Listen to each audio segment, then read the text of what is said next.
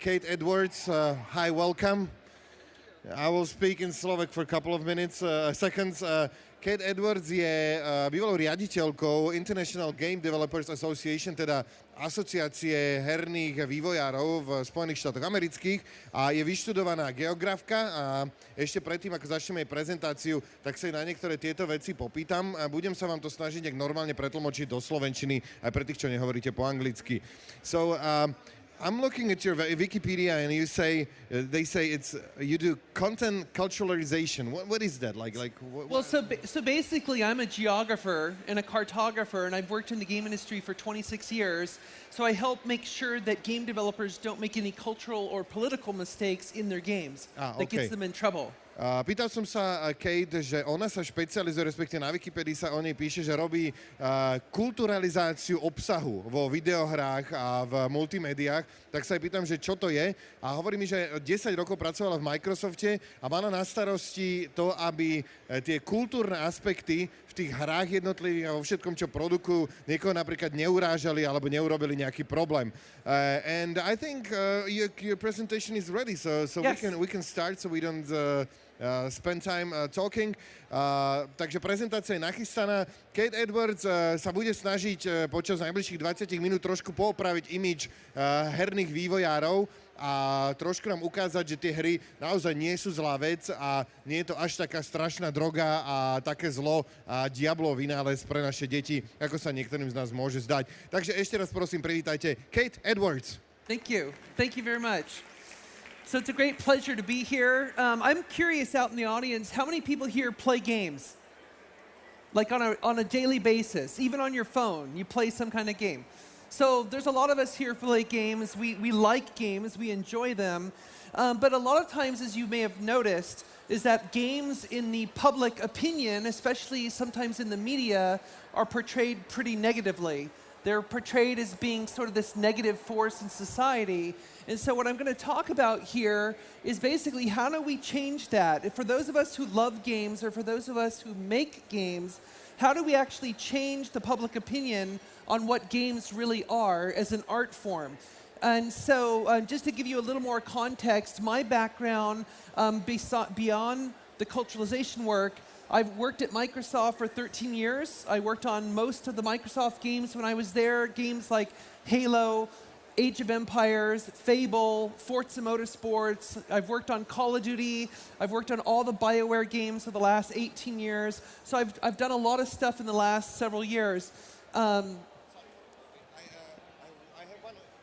I have one information. Mám pre vás jednu informáciu just about the translation because they can receive the translation via our website. Yeah. So just let me tell you. Chcem vám povedať dôležitú informáciu. Ak nehovoríte po anglicky, choďte so svojím mobilom na stránku IXPO.sk. Je tam tlačítko so simultánnym prekladom. Kliknete na to, spustí sa vám simultánny preklad, dáte si telefón k uchu a môžete v telefóne počúvať simultánny preklad tejto prezentácie. And I'm done right here and you can continue. I'm sorry. All right, thank you. That's important. So anyway, I'm sorry if I talk fast. I get excited when I talk about things I'm really interested in. So when we have, a lot of times we see stories in the news about governments or things happening that negatively affect game creation, like this story in Canada where the government was not willing to support the game industry. I consider this a failure.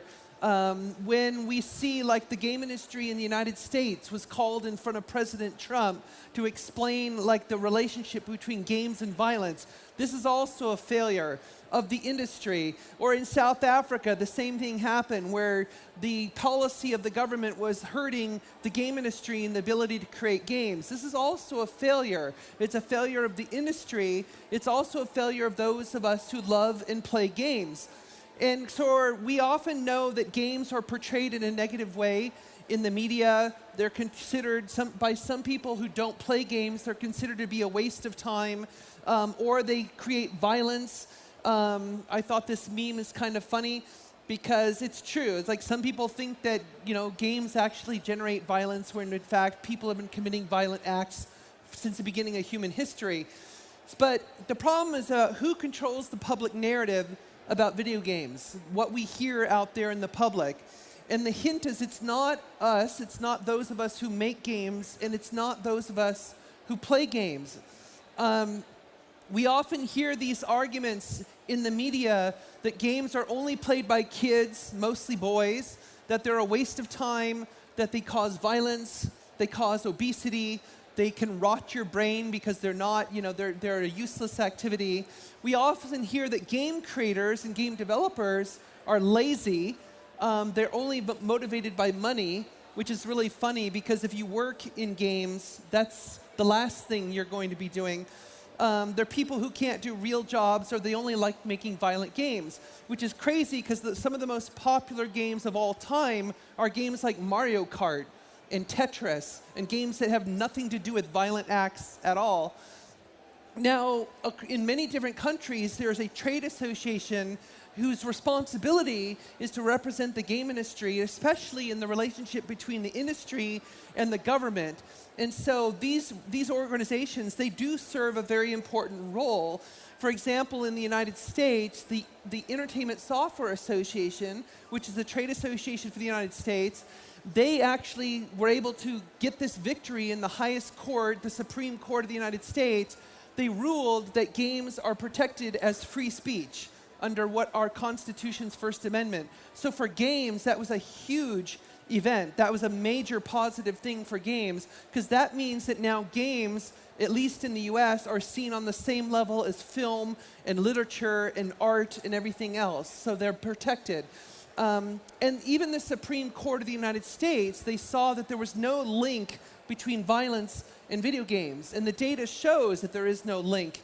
However, a study done a few years ago of adults in the US showed that 40% believe that there's a relationship between games and violence. It's like based on no evidence. 26% believe that games are a waste of time. 60% believe they're played mostly by men, which is not true because pretty much in every country, those who play games are pretty much equal between men and women.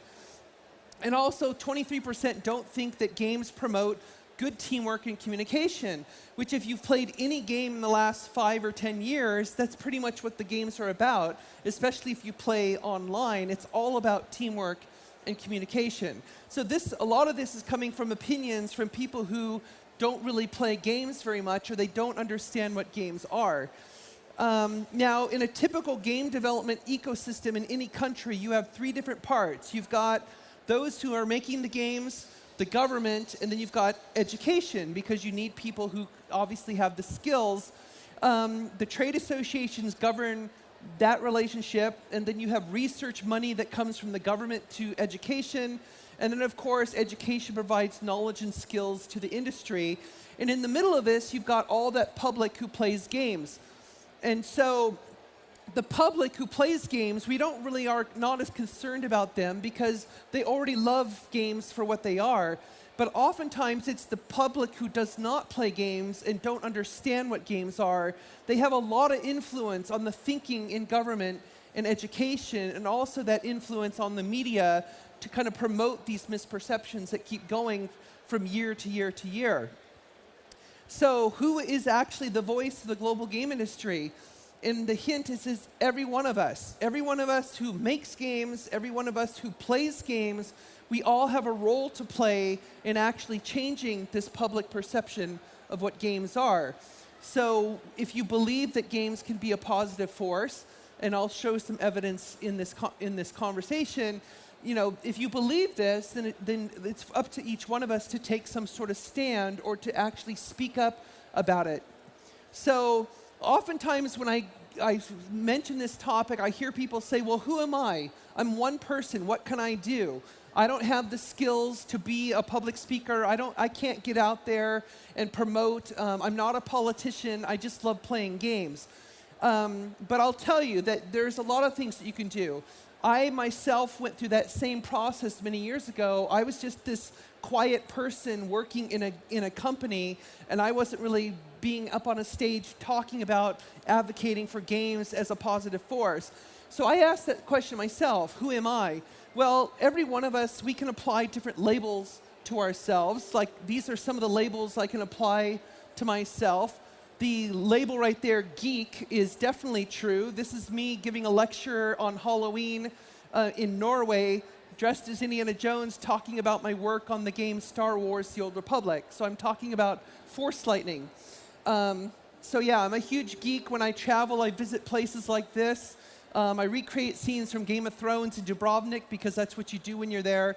Or go to places like Skellig Michael off Ireland to recreate scenes. And it gets worse. I'm a total geek in a lot of ways. So that's just kind of the person I am. But I wasn't always like this. I was a very shy person who was not willing to get out there and talk about these issues. Now, in my time running the International Game Developers Association for 5 years, I had to talk with governments and the public and game developers and game players and basically everyone involved in that ecosystem, including education. And so in all that conversation, I learned a lot about what is lacking in how we actually promote games. And even finding out, for example, this is a government official in Tunisia. He was the Minister of Communication for the country, and he was a huge fan of video games. And so he basically promoted a huge program to increase game development in Tunisia, of all places. So one of the things that stops people from actually speaking up is this issue of imposter syndrome, and this is going to be a little bit of a side conversation. This is one of the things that was affecting me from standing up and being able to speak out, because a lot of us have this. A lot of us deal with this issue of imposter syndrome, which is basically where you feel like you have skills, but you're not confident in those skills to be able to speak up and be able to, make a stand about something. So when you're feeling this way, when you're feeling like everyone around me knows more than I do, it basically looks like this. So basically you feel like what you know is so small compared to everyone around you, which is one of the reasons why oftentimes we tend to be quiet and we don't speak out, we don't speak up for ourselves. But the reality is that what you know is pretty much the same as what everyone around you knows. We all carry a certain amount of knowledge with us that is unique. So if you're, for example, an artist in the game industry, your approach to art is different from every other artist. Or if you're a writer or a programmer or whatever else you are. Even if you're on the game playing side, your way of playing games is different and unique. And so we have to embrace that uniqueness that we each have, and kind of once you find that confidence in what you are and the skills that you have, that empowers you to go beyond the fear and to actually start trying to speak out. So if you think that looked like a Death Star, that was intentional. It did look like a Death Star. So think about the nice flower. Don't think about the Death Star and the imposter that lives inside. So one quote that I really like from the American writer Mark Twain, he said, "Comparison is the death of joy." And so oftentimes I find when people are not willing to speak up or not willing to take a stand on something, it's because they look to other people and they are basically intimidated by the people around them who are doing better than they are, whether it's their skills in school or skills in the workplace, or somebody is a much better advocate where they're willing to get up on a stage and talk publicly about some of these issues, and they have that fear where it's like, well, I can't do that. Well, don't worry about what that other person is doing. Just do what you feel you need to do. If you want to say something about what you love, whether it's the power of games and the power of making games, then just do it. You basically have to overcome that and do it. So basically, for myself, I went through a process like this several years ago where I kind of emerged from this fear of speaking out. And so that's basically around the time when I took the job of running the International Game Developers Association, because I felt I wanted to make a difference. It wasn't enough just to work on games, which I love and I still do, but I wanted to make a difference. I want the industry to be better, and I want the art form of games to be perceived as a positive force. So basically, the only difference between me and anybody else is that I actually decided to make a difference. I made that decision. And so I found myself being very angry about a lot of these issues. I was full of rage about the way games are being perceived and the mistreatment of people who make games. There's a lot of working condition problems. And so what I decided to do is not just be angry, because we have too much anger. We see that on places like Twitter every day, people just being angry to be angry. So for me, it's like I called it not just rage, but righteous rage. What I mean by that is basically taking that anger and focusing it on solving a problem instead. And so for me, the idea of having this righteous rage is basically rebuking injustice or responding to some kind of mistreatment.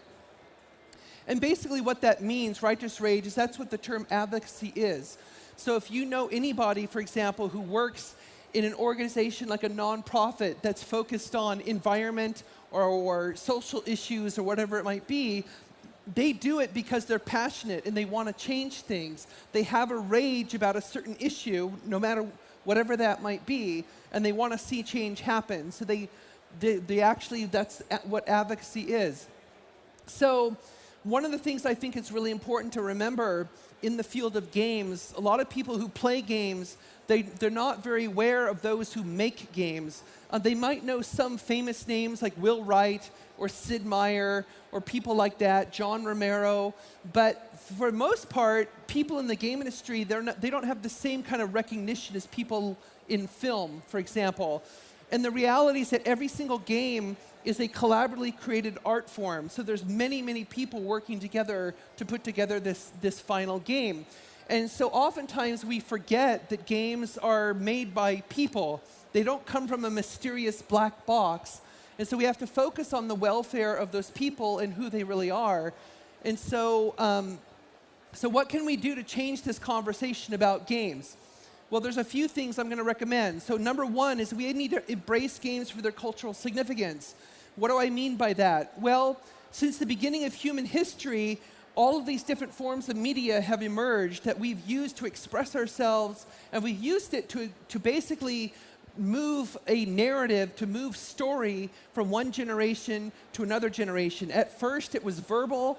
Then we used forms of art, and then of course we developed writing and printing and film and all these other kinds of media.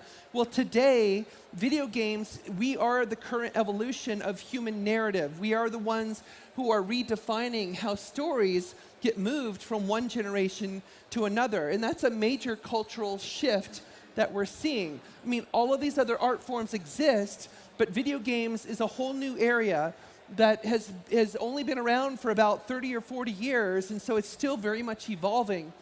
The other thing that's really important is to embrace the economic power of games. So here's a comparison of all these different forms of media and how much money they made in the year 2017. And you could see, compared to movies, even printed books, video games are far more in terms of the global revenue. And if you put all of live sports together, like FIFA and the NFL and all these other sports out there, they still are less than video games in terms of global revenue. So this is a major economic force. This is a major industry. The other thing that we have to do is make sure that we're being inclusive of everyone who wants to play games. And so in other words, when we go online and we play in online environments, we need to be nice to everybody who wants to play games. The reality is that we hear a lot of stories about toxic gameplay online. We hear about sexism. We hear about a lot of problems going on in the online space, and we can change that if we change our behavior. We have to remember that the demographics are different than what most people believe. So for example, 36% of game players are women over 18. So there's actually more women over 18 who play games than teen males. And a lot of people still think that the typical gamer is a teenage male in his mom's basement, but that's just not true anymore. I mean, gamers are basically everyone. And so we also want to think about supporting the welfare of those who make games. You may not hear these stories, but there's a lot of issues on the game development side about companies closing with no warning, about really difficult working conditions where people work crunch hours, which often means working 16 hours a day or more for many weeks in order to create a game.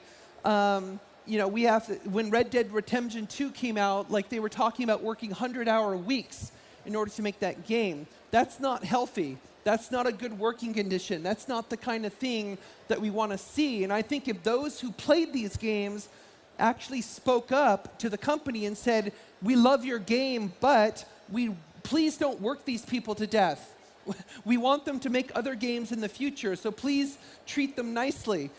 So we have to be very conscious of this, and we need to speak up. Yeah, a lot of different things have happened. Another thing, and I think it's the most important things, which is one of the purposes of events like this, is we need to open up to the public how games get made.